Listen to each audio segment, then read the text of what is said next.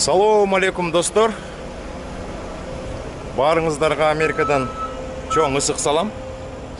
Мен азыр Нью-Йорк штатындамын. Көчө күнү саат 2-де жүк алып келгем. Мына жаңы эле жүктү түшүрүп бүтүштү.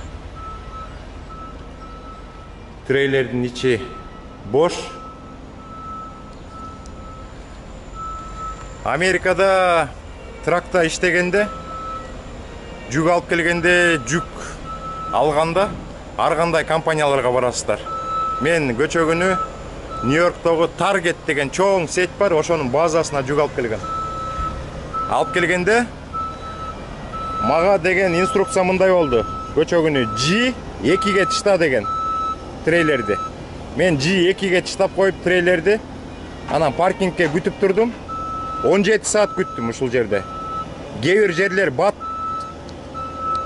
жүктү алат, кээ бир жерлер ушинтип көпкө күттүрөт. Мына 17 сааттан кийин мага чалышты, жүгүң бүттү деп. Анан G13-тен алып кет деди, как раз мына кызыл машка. G13-кө келип трейлерди алып атабыз. Достор, мен өткөндө айткандай, Америкада мындайда, эгер сиздер грин карта утуп алып келсеңиздер, Америкага келгенде 1 айдан кийин грин картаңарды, анан SSN карточкаңарды алгандан кийин право алам десеңер, DMV-ге барып право алганда правону 10 жылга берет. А кимдин грин картасы жок болсо, разрешение на работу карточкасы 2 жылга берилет. Анан сиздер кийин DMV-ден право алганда правоңар 2 жылга гана берилет. Анан 2 жыл сайын разрешение на работу карточкасын узартып туруш керек. Анан ар бир узарткан сайын правону да узартып туруш керек. Мен азыр грин картам бар, бирок мен эски право менен жүргөм, как раз ушу августта бүтүп калды. Анан правону Агаядан алмаштырайын десем, ар бир штаттын закондору ар кандай. Алар айтышат, сенин правоңда временный деген жазуу бар экен, ошо временный жазуу болсо биз алмаштырып бербейбиз деп. Ошон үчүн мен деген Нью-Йорктун ДМВ-сына барып, грин картамды көрсөтүп, анан правону 10 жылга алайын деп атам. Анан Нью-Йоркко барайын десем, азыр ковидке жараша, мына азыр мен дагы маска тагынып жүрөм. Бул Target'те маска тагынбайынча жүктү албайт экен, жүктү бербейт экен. Анан Нью-Йорк ДМВ-сына барайын десем, ковидке жараша онлайн аппоинтмент кылып, аппоинтмент деген очередке туруш керек. Анан ошол жака барайын десем, 2 ай күтүшүм керек экен. Анан эмне кылсам деп башка DMV-ни карасам, Олбани шаарында DMV-нин очереди аз экен. 2 күндөн кийин келсең болот дегенден атайын ушу Олбаниге жүк алып келгем Агаядан. Азыр мен жүктү бүттүм, как раз бүгүн саат 10-до DMV-ге барышым керек. Анан мен сиздерге ошо Нью-Йорктогу DMV-ни көрсөтөм. Гаини кандай болот экен, ичин көрсөңөр сиздерге кызык болот болуш керек. Кийин Кудай буйрса сиздер дагы грин карта утуп келсеңиздер, же ар кандай туристический, пригласительный визалар менен келсеңиздер, ар бир биздин жаранга керек болуш керек. Айымдарга, мырзаларга кийин мыякта машина айдайын десеңиздер, ошо DMV-ге барасыздар. Мен Нью-Йорктун Бруклиндикин көрсөтө албасам дагы, Нью-Йорктун борбору Олбани шаарынын DMV-син сиздерге көрсөткөнгө аракет кылам, достор. Салам алейкум, достор. Баарыңыздарга Америкадан чоң салам. Кызыл машка өкөбүз 2 жумага жумушка чыктык. Америкада ковид маселеси тынч болгону менен кээ бир чоң компаниялар маскасы жок, жүк бербей, жүктү албай жатышат. Ошон үчүн маска тагынганга туура келип атат. Анан safety ways деп коет. Safety ways жок дагы, жүк бербейт. Жүк алышпайт. Мына азыр трейлердин ичи бош. Жүктү тыштадык. Кээ бир компаниялар жүктү бат берет Америкада. Кээ бир компаниялар аябай көпкө кармап коет. Биз көчө күнү саат 2-де келгенбиз, түшкү саат 2-де. Бүгүн эртең менен болду, азыр жаңы эле бүтүштү. 14 сааттан ашык убакыт ушул жерде болдук. Достор, бүгүнкү видео эмне жөнүндө болмокчу? Орусча айтканда права, кыргызча айтканда айдоочулук, күбөлүк жөнүндө болот. Мен 4-5 күн мурун Telegram каналда айткам, Нью-Йоркко барып, сиздерге DMV-ни көрсөтөм, ГАИ-ни көрсөтөм деп. Ситуация мындай болуп атат. Качан биздин мекендештер грин карта утуп Америкага келгенде 1 айдын ичинде грин картасын колго алышат. Социальное страхование деп коет, жана SSN карточкасын колго алышат. Ошондон кийин экзаменге даярданып, DMV-ге барып, правага тапшырса болот. Праваны алганда грин карта менен 10 жылга берилет. А кимдин грин картасы жок болсо, жана разрешение на работу деген карточка менен праваны 2 жылга гана берилет. Ошол разрешение на работу 2 жылдан кийин бүткөндөн кийин иммигрейшнге кат жиберип 5 ай мурун. Анан жаңы карточка келгенден кийин DMV-ге, ГАИ-ге кайра барыш керек дагы, ошол карточканы көрсөтүп, анан праваны кайра 2 жылга узартыш керек. Менин правамдын срогу как раз ушул август айында бүтүп калды. Аны алмаштырышка туура келди. Ар бир штаттын закондору ар кандай. Америкада болгон 50 штаттын закондору ар кандай, DMV-де дагы закондору ар кандай. Мен Агая штатына барып, мен азыр Агаяда жашайм, Нью-Йорктун правасын Агаяга алмаштырайын десем, алардын закондору мындай экен. Праваны алмаштырып беребиз дейт. Бирок сенин праваңда temporary деген жана убактылуу жашоочу деген жер бар экен. Ошон үчүн биз сенин праваңды алмаштырып бере албайбыз. Эгерде алмаштырабыз десе, сен CDL-ди кайра тапшырышың керек дейт. Экзамендин баарын тапшырышың керек дейт. Роуд тестти кайра тапшырышың керек дейт. Же болбосо Нью-Йоркко барып, праваңды кайра алмаштырып кел. Ошо temporary visitor деген убактылуу жашоочу дегенди алдырып кел дейт. Мен азыр алдыра алам, анткени мен грин карта алгам. Азыр мен DMV-ге барып, жаңы права алганда мага 10 жылга берет праваны. Анан Нью-Йорк штатына барып, Бруклинге барып, правамды алмаштырайын десем, ковидке жараша азыр очередь абдан чоң экен. Онлайн очередке туруш керек экен. Онлайн очередке турайын десем 2 ай күтүш керек экен. Мен болсо правам бүтүп калды. Мен азыр айдаганга уруксат жок. Ошон үчүн эмне кылам деп интернеттен карасам, ошо Нью-Йорк штатынын центри борбору Олбани деген шаарда DMV-синде очередь аз экен. Как раз ошол жерге онлайн аркылуу очередке туруп койгом. Бүгүн 26 август саат 10-да барыш керек. Азыр саат 8 болду, 1-2 саат калды. Ал жерге барып, грин картаны көрсөтүп, анан праваны 10 жылга узартышка туура келип жатат. Мен анан ошо Telegram каналдан айткам биздин катталуучуларга. Жакында Нью-Йоркко барам. Анан ошол DMV-ни сиздерге көрсөтөм деп. Азыр биздин көп мекендештерге кызык болуш керек. Америкада ГАИ, DMV кандай болот экен деп. Мен эгер Бруклин шаарына барганда DMV абдан чоң болчу. Олбанинин DMV-си канчалык чоң, канчалык кичинекей экенин билбейм. Биринчи жолу баргантам. Ошол DMV-ни видеого тартып, сиздерге көрсөтүп, тааныштырганга аракет кылайын, достор.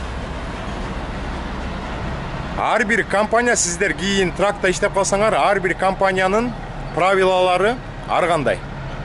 Мен көчө күнү бул компанияга келсем айтты, баягы security'си G12-ге коюп кой деп. Мондай жазуулары бар экен. Мен G2-ге чыктагам, бүгүн келсем G13-төн трейлерин турат, ошол жактан алып кет деди. Азыр мен как раз мына G13 деген жазууга келсем, мен трейлерин туруптур. Анан жаңы эле алып атам трейлерди. Азыр 2 сааттан кийин DMV-ге барыш керек. DMV-деги жумуштарды бүтүрүп коюп, саат 2-де жаңы жүк бар Вест Вирджинияга. Ошол Вест Вирджинияга кетебиз, достор. Азыр трейлердин ичи пустой. Жүк алганга даяр. Анан дагы бир айтып кетчү нерсе, достор, жакында 4 сентябрдан баштап 4, 5, 6 болуш керек. Чикаго шаарында Америкада жүргөн мекендештер чогулуп Спартакиада уюштуруп жатыптыр. Кыргызстандан дагы ырчылар келет экен. Банкет болот экен, вечер болот экен. 10 түрү боюнча, спорттун 10 түрү боюнча. Ошо Спартакиада болот экен. Ошол Спартакиадага мен барганга аракет кылып, ошол жакта жүргөн мекендештердин оюндарына күбө болуп, ошолорду тартып, колдон келсе кээ бирлөрүнөн интервью деп айтып коеюнчу, эми ошондой баарлашканга аракет кылам. Шартка жараша, шарт болсо барам, жумуш көп болуп, шарт болбой калса бара албай каламбы деп азыр точно айта албайм, бирок барганга аракет кылам.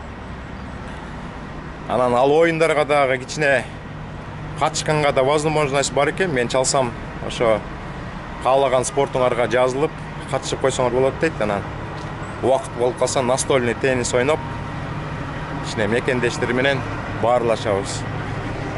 Биз анда машканы даярдап, жарым сааттык жол экен, Олбани шаарына, ГАИге, DMV-ге барып, DMV-ни сиздерге видеого тартабыз, Кудай буйрса.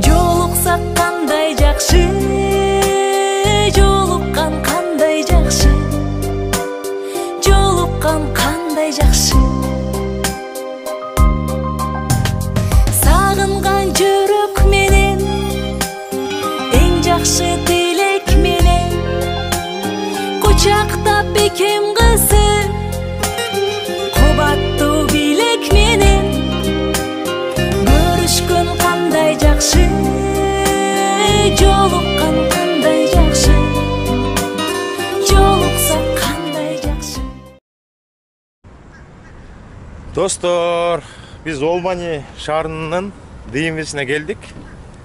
Мына тракты токтоткон катай местасы бар экен. Мындай паркинг лоты чоң экен. Азыр ичине кирип көрөбүз, Кудай буйрса. Чакан здание экен, Бруклиндики ичи абдан чоң, бирок Олбаниникин билбейбиз кандай экен.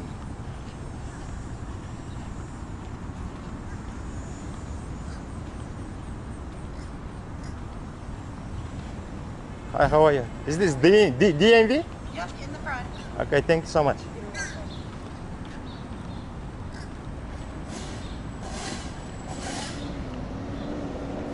Мына боякта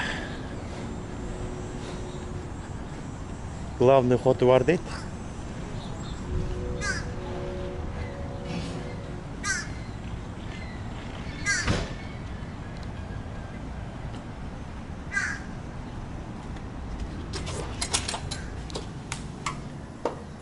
DMV. Thank you. You're welcome.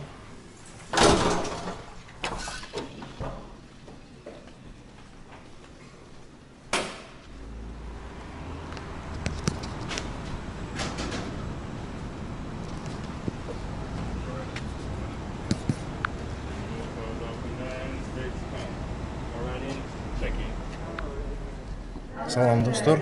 Бул DMV-нин ичинен камерага тартканга болбойт экен, бирок мен тартканга аракет кылып көрөм.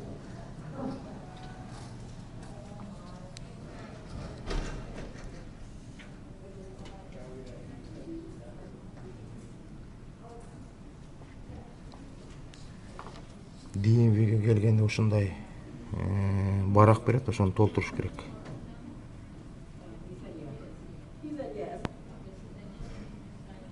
Бул жака бүт данныйлар толтурулат, фамилия, имя, отчество деген документтердин баары толтурулат. Бул катталган документтердин баарын толтуруп бүткөндөн кийин аягында кол коюп, ушуну анан апарабыз тияка.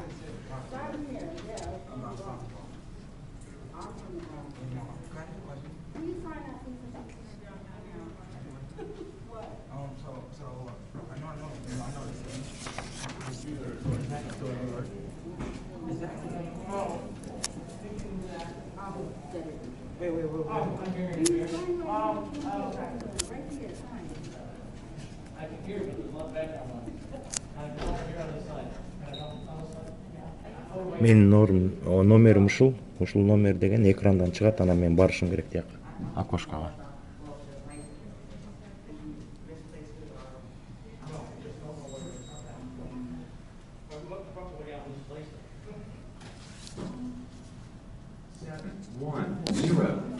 At counter number 18. Азыр менин номерим чыкты 8500 деп. Барсам мени сүрөткө тартып, анан мондай кагазга кол койдуруп күтүп тур деди. Кайра ушул 8500 чыкканда окошкага келесиң деди.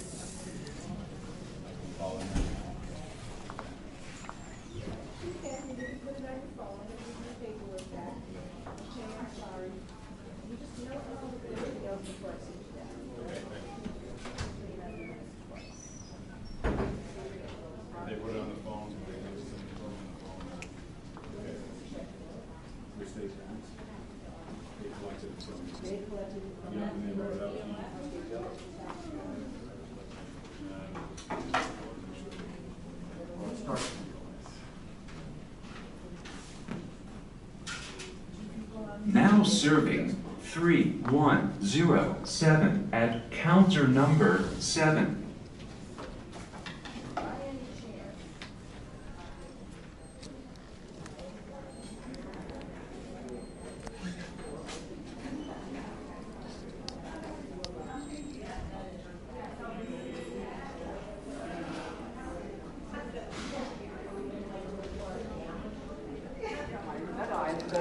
Достор, азыр мен сиздерге экзамен тапшырып аткан атайын кабинетти көрсөтөм. Бuyакта 4-5 компьютер бар экен. Ошол жака экзамен тапшырып атышат.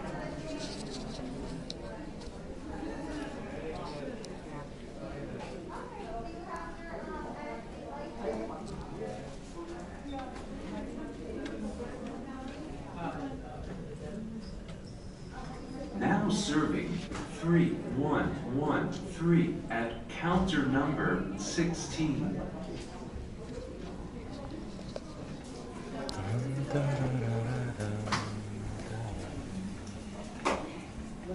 Тиякта жазып турат, ошону сиздер көрүшүңүз керек. Ушул жер менен көздү текшеришет. 06 at counter number 16. Достор, мен драйвер лайсенсимди алмаштырдым. Мага 10 күндөн кийин Агая штатына келет. Азырынча мындай временный право берди. Сиздерде кийин право алганда ушундай временный право берет 10 күнгө. Бул канча күнгө экен? Кана? Временный право август, сентябрь, октябрдын 25-не чейин временный берди, андан кийин жаңы право келет. Азыр мен деген ичим бир сире тартып алып эшке чыгам. Анан эшке чыкканда дагы көп нерселерди айтып берем. Мияктан камера менен тартканга болбойт экен, мен акырындан тартып атам.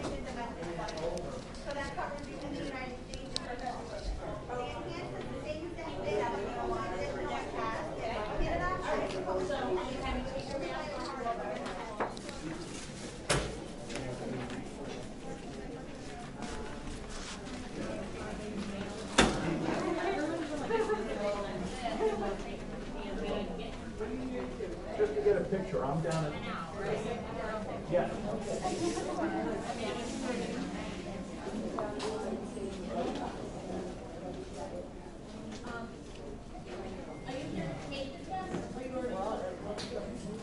Now serving 5114 at counter number 11.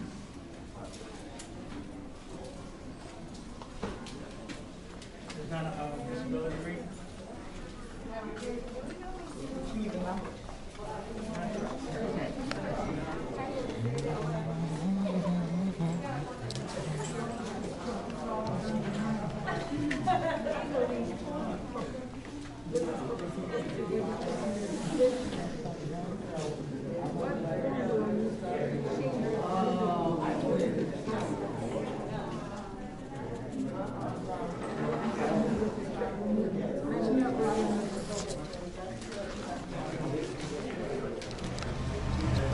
Достор, мына эшикке чыктык. Ичин бир сыра сиздерге көрсөттүм.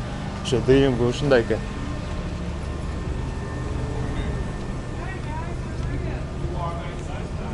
Мо жазылып турат. New York State Department of Motor Vehicles. Registration only дейт.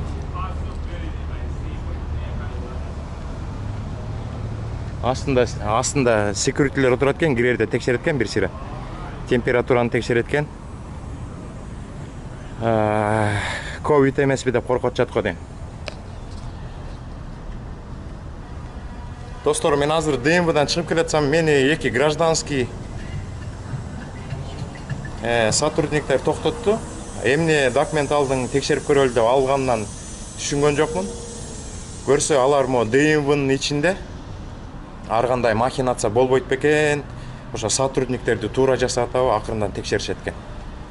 Меникин алып ичине бир сыра кирип чыгышты. Бүт баарын сверка кылса, баары туура чыкты. Достор, ошондой абдан жакшы нерсе экен. Сиздер эгер Нью-Йорк штатынын ичинде жашасаңар, именно ошол жашаган жерден эмес, штаттын ичиндеги каалаган ДМВге барсаңар болот экен. Каалаган шаарга барсаңар болот экен. Самый главный ошол шаарда жашаш керек экен. Ошол стейттин ошол штаттын ичинде жасаш керек экен. Биз жумушубузду бүттүк бул жердеги. Азыр жүк алып алып, саат 2-де Вест-Вирджинияга кетебиз. Сиздерге чала була болсо дагы убакыттын тартыштыгына карабай тартып бергенге аракет кылдым. Мыякта мына американский пошталар, FedEx'тин немеси турат. Бул жакты алып, поштага салып ийсе, определенный убакытта келип алып кетишет. Достор, биз Машка экөөбүз ушундай базага келдик.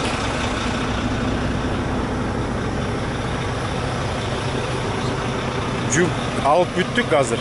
Вест-Вирджинияга чыгыш керек. Убакыт такыр жок болуп атат, тартыш болуп атат. Мен дагы жана айттым эле башында видеонун астында. Оюнду ойнотуп, бир мекендешибизге $100 1 сентябрга чейин беребиз депчи. Мен ушул оюнду бүгүн ойното албайм го дейм. Убакыт такыр тартыш болуп атат. Кудай кааласа, эртең бүрсү күндөрү ошол оюнду ойнотуп, анан жаңы видео чыгарып туруп, анан сиздерге жаңы видео тартуулайм. Азыр срочно Вест-Вирджинияга чыгыш керек болуп атат. Ато чыкпай видеону жасап отуруп алсам дагы кечигип калам. Анан кээ бир жерге кечигип барганда анан штраф салып салат. Мына жүктү аларда кээ бирөөлөр тракты трейлерден ажыратып, анан бу лендинг гер деп коет. Ушуну түшүрүш керек. Азыр мен муну түшүрүп салышым керек.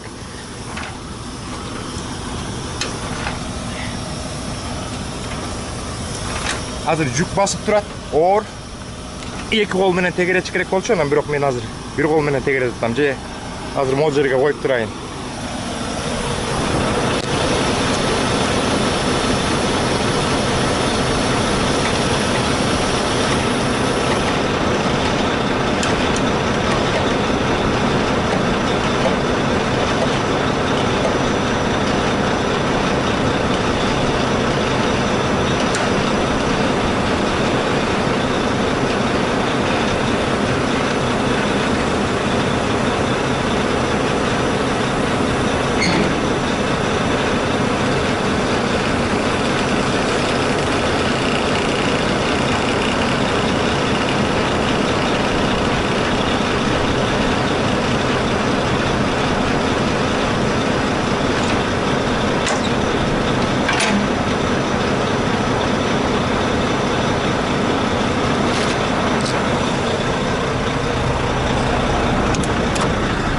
Азыр достор тракты ортынан жылдырайын.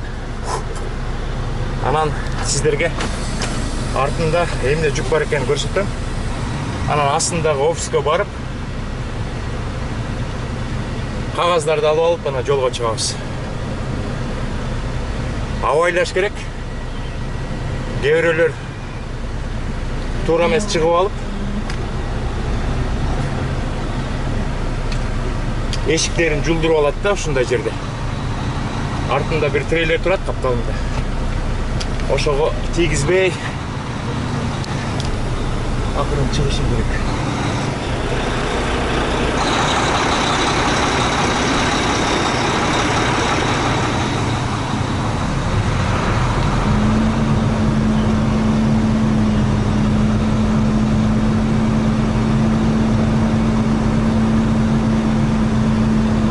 Азыр артындагы жүктү көрөлү.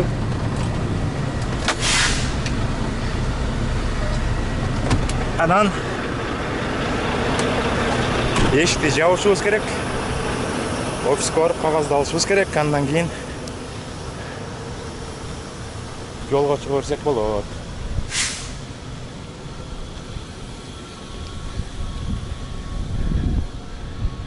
Мына мындай жүк салып бериптир бизге.